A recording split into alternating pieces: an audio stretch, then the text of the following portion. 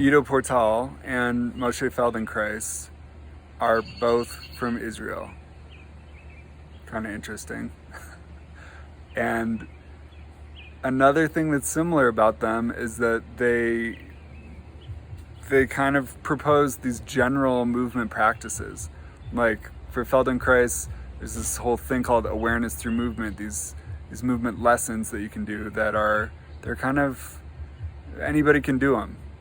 And Ido Portal has movement culture. I don't know what he's calling it right now, but to me it seems like there's this kind of broad invitation by Ido to like anybody who's interested in movement can come and learn something and gain some skills. So they're both generalists in a way. I think they both want to have as big an audience as they can. And so I understand they'd want to kind of generalize, like, okay, movement is this broad category, full spectrum, so many different kinds of movement, so many different ways you might want to move, or situations in which you want to have different abilities to move.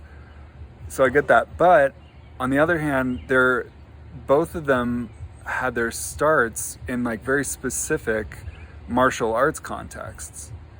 In other words, not like a generic movement, but for Feldenkrais, judo, throwing people, groundwork, kind of wrestling, grappling type of stuff. And for Ido Portal, as I understand it, capoeira, which is, a martial art that kind of has like a dance quality, but I think only because they had to kind of conceal the martial aspect of it when they're developing it. So it's just interesting that there's like this generalist tendency with both of them, but that their origin stories both have this like rootedness in martial arts. And I think the thing that I want to remind myself of, the reason I'm talking out loud about it, is that there's something, there are quite a few things I think about coming from a martial arts background that lend a certain flavor and a certain intensity to both Feldenkrais work and Ido Portal work, which is the two that come to mind very clearly for me.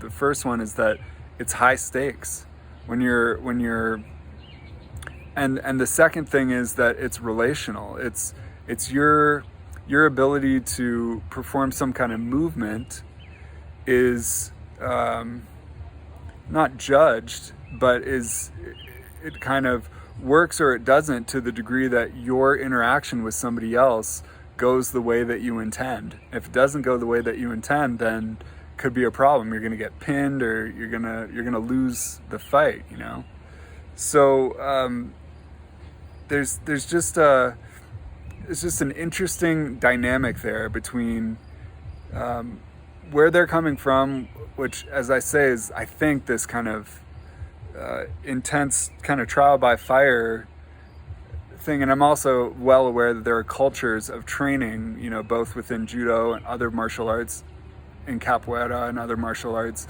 that has to do with practicing together. I'm not saying that it's all about fighting, but I think that there is this kind of pragmatism and like a reality and a groundedness that comes from doing movements that are based on kind of relational dynamics, so that ultimately, you're not just working on a physique to become some kind of object that somebody else can like perceive in a certain way from a distance. In other words, these are not fitness things that are about like achieving some kind of objective ideal.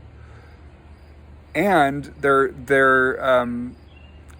not just that, but they're also not just totally subjective. It's not like a yoga class where you're just like, okay, I'm trying to, get more centered in myself, or have some kind of personal, realization that's just about, my kind of spiritual connection. I'm not saying either of those are bad. I'm just saying that there's a specific flavor that comes from movement practices that are rooted in relational interactions, because it requires both a sense of like your internal world and what that feels like, and also a very developed ability to relate to the environment and other people in the environment in ways that are meaningful.